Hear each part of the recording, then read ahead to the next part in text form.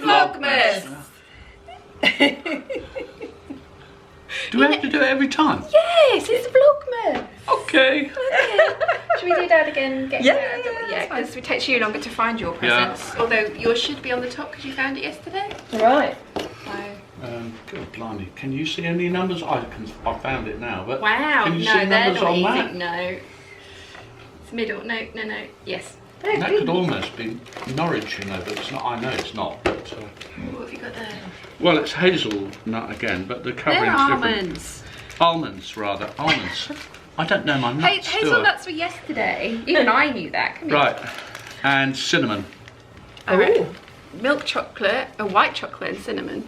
Ooh. Which I can tell you is going to be absolutely sumptuous. So all the words are coming out. Yes. We've been waiting for those. Right. We've been waiting for those. Mm. Can I have a... Not very strong, Oh. Very cinnamon. Oh. Nice. Oh. See, I love the taste of cinnamon in other things, but as a taste by itself, and I find people that like that cinnamon toothpaste, I think that's weird. No, I wouldn't like that. But mixed with white chocolate and a nut in the middle. Yeah. Oh, gorgeous. Gorgeous. No, that's me. Gorgeous. I just saw. Yeah, you just caught sight of yourself. And these are gorgeous Yes. as well. Vision of blue again today. Yeah, but not the same blue. No. Why aren't you wearing your new gilet? It's for the garden, and it's not mine till the 9th. Oh, true, it's his birthday present. Wrap it up. Well, don't you dare. Well, your birthday present from me, we don't know which is box 2 and which is box 3, so we're going to have to open both of them and try and work it out, and then the other one's your Christmas present. Yours from me hasn't arrived yet. Okay, so... I said it should be here for your birthday, if not it'll be Christmas. You're looking for number 2 because you had number 3 yesterday. I'm mid-quilting. Yes. So I want number 2, which is a little one. Yeah, there you go. Yes. That was easy. Because you I found it left it yesterday. out. Yeah. It is slightly different to the previous ones. Oh. So it's a variation on the theme. It's all very exciting. It is much nicer than a... I'm really happy. Okay, dark chocolate indoor. Oh, that looks good. My favourite. I'll have it if you don't want it. I don't think so. It's not going to happen. And then I've got to try and open mine without breaking a nail. It's absolutely filthy outside. Absolutely filthy. I can't open with my door. My Bailey's truffle. I did just want to say as well, guys, I'm getting quite a few comments about the house move and stuff, and all of you are very kindly sympathising with us, which is lovely. We're not being drama queens. There is actually deadlines, and there is a little bit of jeopardy involved in this move. Without wishing to say too much, because Dad'll get upset if I say too much, but our buyer wanted to move very quickly, so we intimated that to our vendor who's selling us their house. Things happened along the way, and there's been a deadline put on by our vendor who's selling us their house that if we don't meet it, they will put their house back on the market. That deadline happened 2 weeks ago. Their house is back on the market. That's why we're so stressed and so worried about deadlines and not hearing things, because there is a possibility that we're going to lose the second house that we've fallen in love with. There's been 2 houses throughout the wholesale or the whole house moving business that we've 100%, that was it, we're going to move in. And the first one, we just didn't have a buyer, so that one we didn't get, although we did make an offer and our offer was accepted. And then this one, as I say, there is a deadline on it, and that deadline has passed. So that's why we are so stressed about this. Yes, we have a buyer. Yes, we have a house that we want to move into, but it might not happen, which is why we're getting stressed about it and why we're talking about it in the way that we are. So it's not just a things are taking a long time kind of thing. There is some jeopardy involved. So yes, because I have been getting a few comments from people just saying, well, at least just go with the flow and take it as it is, and at least you've got somewhere to move into. Yes, fingers crossed. Fingers crossed. So yes, that's why we're as stressed as we are. Anyway, my HelloFresh box has arrived.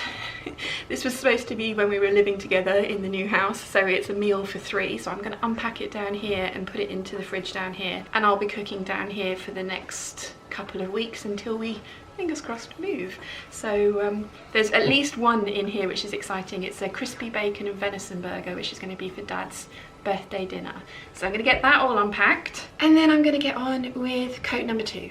Our very lovely cleaner is here today, which means that I can't really access the kitchen surface, although she's now finished down here and she's gone up to mine, but it's lunchtime. I'm going to have some lunch and then I'm going to start work on the little tweaks that I want to make to the princess coat. So I think what I'm going to do, as I mentioned, I'm going to make the sleeve a little bit, like half an inch longer, and I think I'm going to just put a little bit of a wedge in there to make it a little bit bigger, just a touch bigger, just so that I can wear a jumper like this underneath of it. I won't need it so much with the one that I've just finished because, as I say, it's going to be a thick and it is a warmer coat, but for this one that I'm making, the trench coat version, I would like to be able to get jumpers underneath of it. Then, as you can see in the mirror here, Mum has been quilting up a storm with these guys. I mean, look how cute.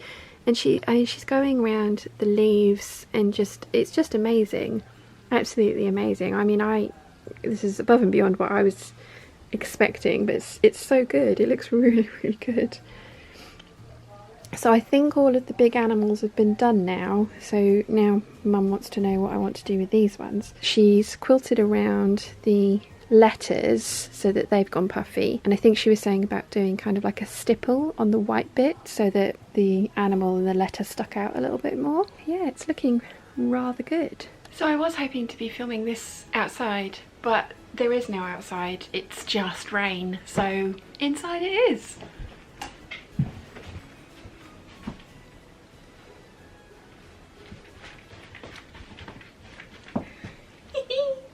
I love it, I'm so happy. I do want to have it professionally pressed, and once I've had that done, I'm going to be trying to do a side-by-side comparison of what a difference that does make. It does have pockets, which is awesome. I'm wearing it over my Vogue 9357 denim skirt, and I've got some kind of knee-high lace-up boots on. So yeah, I'm really pleased with this. I do wish the sleeves were half an inch longer, as I mentioned yesterday, and I'm going to amend that on the pattern, but they are plenty long enough as is for this one. It would just be that perfect. But I'm not going to unpick the sleeves and put new sleeves on. It's not going to happen. Definitely not going to happen. I'm really pleased with how my bound buttonholes came out, and these buttons are perfect for this particular coat. And as I say, this is kind of one of those weird ones because I mean, it is a loud coat, I do appreciate that, but it's also kind of subtle because of the black background on this. But then when you, now let's see, there's a knack to getting these buttons open. When you see the lining,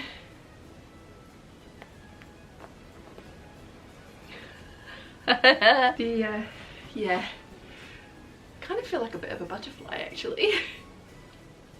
There's a thumbnail if ever I saw one. Yeah, I am so over the moon with this. I love it. As you guys saw yesterday, Chiana also loves it. Let's just show you the inside there. I did put my label on it. The bias binding I think has worked really well as flat piping around the edge. If you guys were worried that it would be a bit too much with all of the other rainbow going on, but I think it works really well. And yeah, I'm over the moon with this coat. I think it's turned out amazingly. So much so that I'm about to go and cut out coat number 2 in this pattern, but it's going to be the green cotton twill, brush cotton twill that I've got. I'm going to try and make it look like a trench coat. Wish me luck. Okay, this is the coating from Montreux Fabrics, the one that I'm giving to Mum, and I'm having her tan version of it. I'm going to roll it on the roll that I had the seaweed fabric on that I made the other coat from, because there's not really anywhere to store it at the moment, so rolling it on a roll seems like the best idea.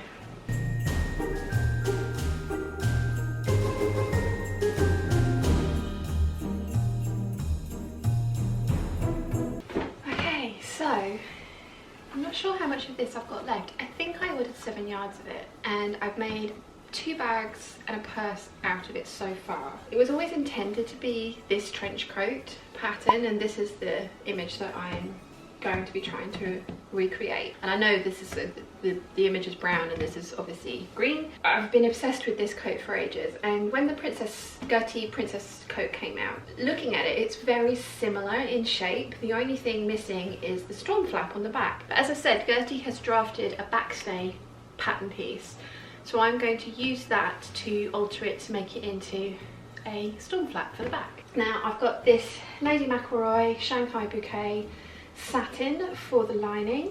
I bought 3 meters of this in sale a while ago, and we're talking a couple of years ago now, and I love it, but I just don't enjoy wearing polyester dresses other than my scuba dresses. My scuba dresses are polyester, and they are like wearing my own personal sauna suit in anything that's remotely hot weather. The dress that I'd want to make from this would probably be an Eve dress, and I just don't think it would then be an Eve dress that I would reach for, because I would want to wear it in the summer weather.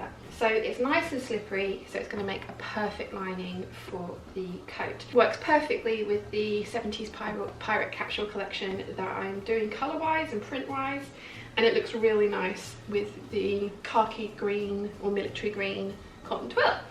So I've got all of these. I've got my tailoring interfacing board I've got left at the moment. I'm not sure I'm going to have enough left to cut out all the interfacing pieces that I need for this. So I may not cut the interfacing out today, because I've got some, as I mentioned yesterday, I've got some more coating interfacing coming from the English Couture company. So I might wait to cut the interfacing out for that one, but I would like to get started on this today. It's currently...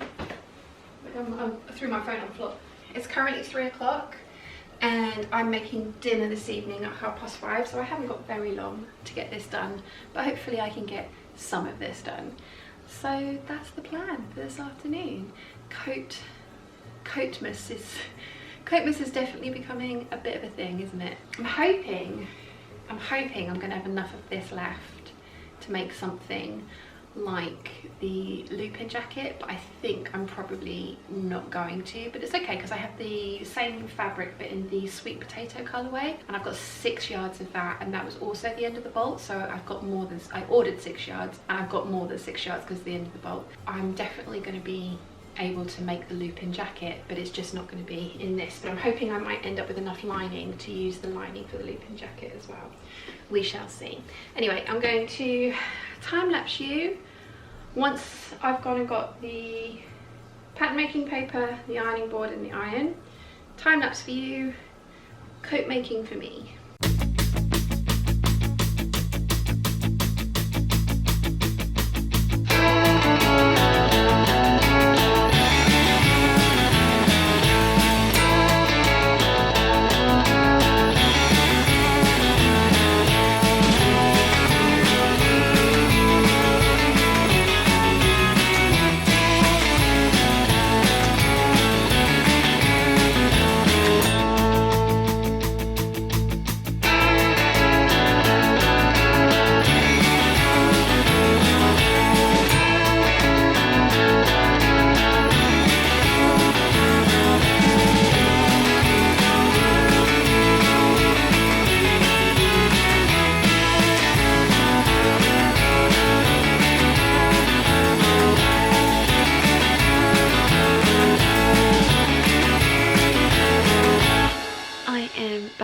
I got rained on so much today, my hair's just gone completely flat. I made chorizo and prawn pasta for dinner this evening, which was very yummy. Mum and I had it with the amount of chilli that was recommended, and Dad had it with a little bit of extra chilli, which was very hot apparently. She and I are currently having a bit of a fight. Does anyone else's cat refuse to drink from a dish?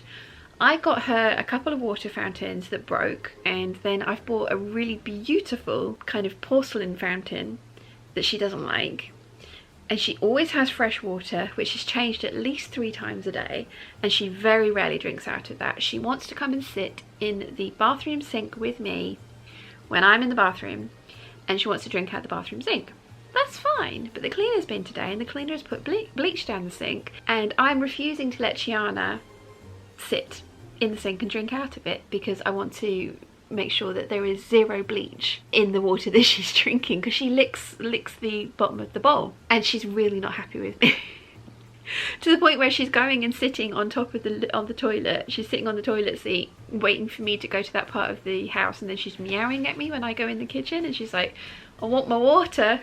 There's fresh water on the floor, but no, she wants the water from the sink, but I'm refusing to let her because of the bleach down the sink. Yeah, we're having a little bit of a fight at the moment. I tried to show her that the kitchen sink can also, but the kitchen sink is a butler sink, it's much deeper, and she can't perch on the side of it and put her face in the same way she can with the bathroom sink, so she's not happy with me. She is really not happy with me. I am in the doghouse at the moment, so oh dear. Considering that our very, very lovely cleaner was here today, and I don't like making a mess in the kitchen or sort of taking over the kitchen while she's here, because she has a way of cleaning things and it's not one room's done and then she moves on kind of thing. I don't like taking over the kitchen when she's here, so I had to wait till, I think I started about 3 o'clock in the afternoon. I think I said that. I'm quite pleased that I got the outer shell of the second princess coat, the trench coat version, cut out, and I managed to, there is very little fabric left over. There's a couple of really big scrap pieces that I might be able to get like a Baker Boy cap out of, possibly,